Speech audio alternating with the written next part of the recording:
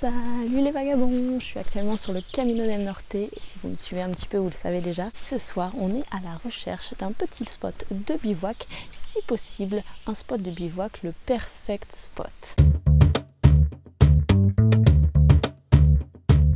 Alors je vais vous emmener avec moi, c'est pas dit du tout qu'on trouve le perfect spot ce soir, on verra bien, j'ai aucune idée. Je sais qu'il me reste 4-5 km à marcher a priori dans de la nature comme le petit chemin sur lequel je me trouve actuellement et donc jusqu'au petit prochain village qui sera Orio. Donc on va voir si on se trouve un petit spot pour se caler et puis je vais vous dire qu'est-ce qui est pour moi le perfect spot et quelles sont les conditions pour que ce soit le spot parfait pour dormir. Et surtout actuellement donc sur le Camino del Norte il y a des conditions un petit peu différentes forcément du Camino Frances par exemple, dans le sens où on est à côté de l'eau, donc c'est vite très humide, c'est vite très venteux aussi. Donc il y a 2-3 conditions qu'on va regarder ensemble lorsqu'on va essayer de se trouver un petit spot. Alors comme j'ai encore peut-être même 1 heure de marche dans la nature, je vais peut-être pas le trouver tout de suite le spot, mais on va commencer à zioter un petit peu, à regarder à droite à gauche si jamais il n'y a pas un petit spot idéal quand même pour se poser. Donc là je viens de trouver une petite source d'eau potable, donc même si je ne vais pas forcément trouver un lieu tout de suite dans la prochaine heure pour dormir dehors, je me dis que c'est toujours mieux de me ravitailler en eau maintenant parce que je ne sais pas qu'est-ce que je vais trouver sur la suite de mon chemin et donc forcément un petit peu d'eau, j'ai rempli mes 2,5 litres, comme ça je suis bien pour la nuit. Comme vous pouvez voir, pour l'instant c'est encore plutôt vallonné les environs, on ne va pas se trouver de spot là sur les côtés pour l'instant. Et puis j'ai pas précisé mais il est seulement 17 h, donc j'ai vraiment le temps de me trouver le petit spot tranquille, à l'abri des regards et surtout au maximum dans lequel je vais être en confiance et à l'aise, parce que c'est ça après tout qui compte le plus en fait, c'est que je sois à l'aise et en confiance pour pouvoir faire une bonne nuit de sommeil. C'est avant tout vraiment ce que j'aime respecter, c'est que moi personnellement je le sente bien, et donc ça c'est vraiment personnel à chacun. On a tous quelque part des peurs un petit peu irrationnelles des fois quand on fait du bivouac, quand on dort tout seul dans la nature, et c'est normal, c'est bien normal. Moi-même des fois j'en ai, et donc justement quand je suis pas très bien, quand je suis pas à l'aise dans un spot, je préfère ne pas y rester et essayer de trouver un lieu un petit peu plus loin. Ça m'est déjà arrivé à 20 h de dire non finalement je n'aime pas le spot dans lequel je me suis posée, je remballe mes affaires et je retourne à la recherche d'un autre lieu, parce que je pense que c'est avant tout important de se sentir en sécurité pour pouvoir dormir tout simplement, parce que sinon on passe une très mauvaise nuit et pas dormir sur le chemin c'est quand même compliqué, parce qu'après il faut quand même marcher toute la journée. Donc voilà, il ne faut pas hésiter à vraiment se sentir en confiance. Et si on ne le sent pas, on continue. Quitte à, si ce soir, ça se trouve, à la fin de la vidéo, je vais vous dire, ce soir, j'ai pas trouvé de spot et on va dormir à Orio, dans le petit village, dans un gîte. J'en sais rien, honnêtement. C'est toujours comme ça qu'on part. Ouf, je suis essoufflée. Mais ce que je voulais dire, c'est que vraiment, on est... j'ai aucune idée, même là, quand je vous fais la vidéo, si jamais on va trouver ou non un spot, ça se trouve, ça va être que ça. Des vallons et du terrain très sauvage, et on ne trouvera pas de spot. Et du coup, c'est pour toutes ces raisons que je commence à chercher un spot souvent très tôt, relativement tôt, vers 17-18 h, parce que comme ça, au moins, j'ai vraiment le temps d'appréhender le lieu où je veux dormir, et puis de voir si je m'y sens à l'aise, et puis de voir surtout s'il y a de la fréquentation, si le lieu est sympa, s'il y a bien toutes les conditions requises auxquelles je m'attendais en m'installant dans ce lieu. Allez hop, c'est parti maintenant à la recherche du lieu de bivouac parfait. Règle numéro 1, quand je cherche un lieu de bivouac parfait, je m'écarte du chemin. Donc là derrière moi il y a le chemin principal, donc on est assez encore dans des vallons et il y a quelque chose d'assez sauvage, mais là juste devant moi, je vais vous montrer, il y a un tout petit chemin qui part comme ça dans les champs bois, je sais pas trop ce que ça va être, enfin bois ça serait un grand mot parce qu'il y a quelques pins qui se battent en duel, donc on va aller voir. Donc tout simplement en fait, quand je cherche un lieu de bivouac parfait, je m'écarte du chemin principal et donc je vais voir dès qu'il y a des petits chemins sur les côtés pour voir si jamais il y a un lieu à l'abri des regards intéressant.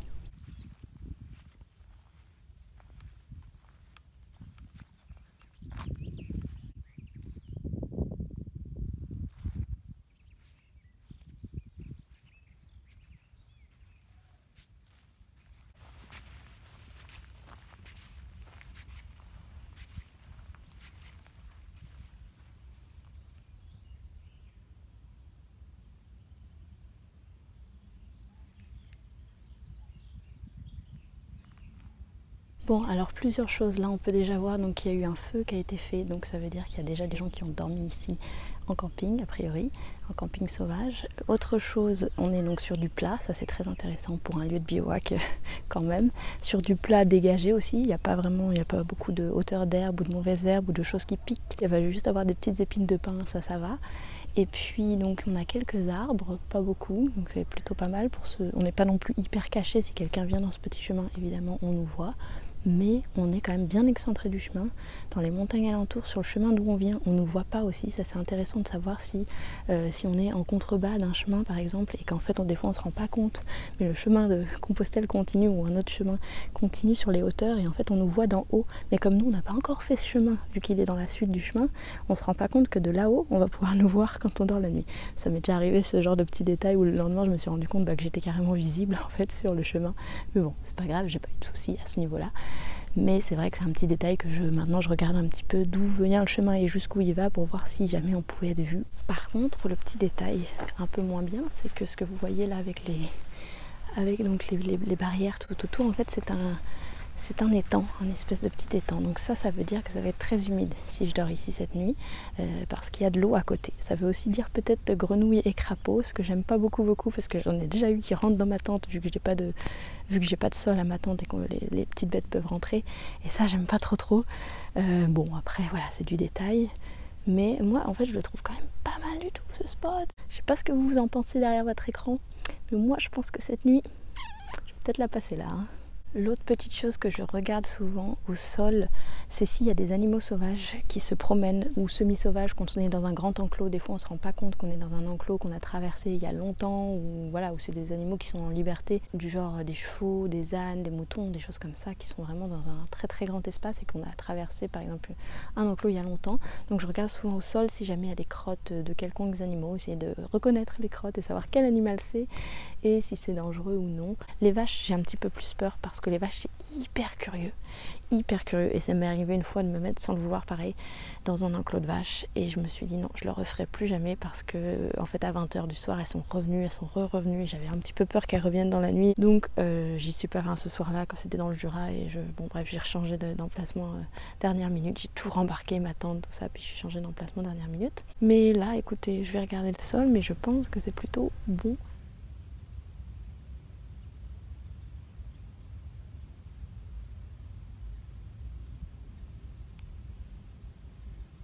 Du coup la suite pour moi là ce soir, comme il est seulement 17h ou 17h30 je pense, je vais aller un petit peu explorer les environs parce que je vois qu'il y a un autre petit chemin qui monte un peu plus haut pour voir un petit peu aussi s'il y a du passage, s'il y a des gens. Je vais attendre un petit peu ici posé, tranquille, et puis donc voir un peu comment ça se passe pour la suite, si je me pose bien là ou pas. C'est assez impressionnant parce que j'ai trouvé vraiment rapidement, c'est pour ça que des fois je me demande toujours est-ce que je vais pas plus loin, voir s'il n'y a pas autre chose ou tout ça, mais là le spot est franchement bien, donc des fois il faut savoir aussi se dire stop. Moi j'ai toujours tendance à vouloir aller plus loin pour voir si jamais, mais des fois c'est dommage, ça sert à rien parce qu'on a vraiment un très bon spot sous les yeux juste là, donc voilà.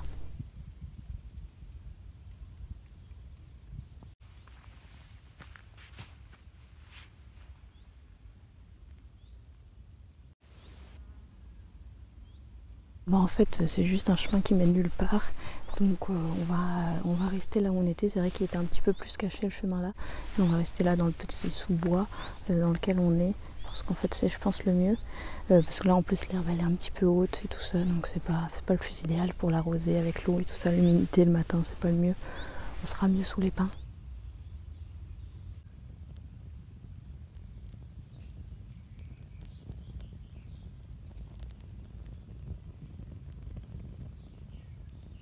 Et voilà, donc je me suis fait un petit feu, j'ai mangé et je me suis fait une petite toilette. Ça y est, je suis en pyjama et je suis prête à aller passer ma petite nuit. Donc maintenant, comme j'ai vu qu'il n'y avait pas grand monde, il y a juste 2 personnes qui sont passées en courant depuis le petit sentier où j'étais montée, donc je sais pas trop d'où ils venaient, mais je pense que c'est des gens qui connaissaient le coin. Mais depuis, j'ai vu personne d'autre passer.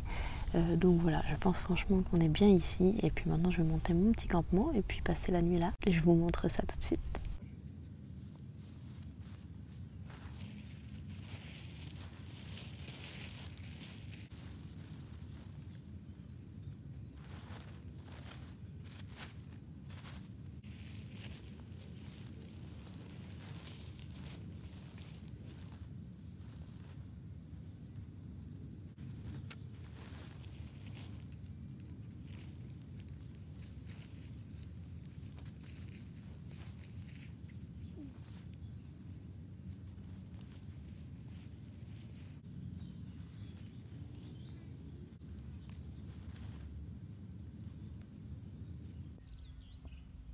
j'espère que cette petite vidéo t'aura plu et qu'elle t'aidera surtout à trouver toi aussi le perfect spot en bivouac. Et puis si ce n'est pas encore fait, n'hésite pas à t'abonner juste en dessous à la chaîne.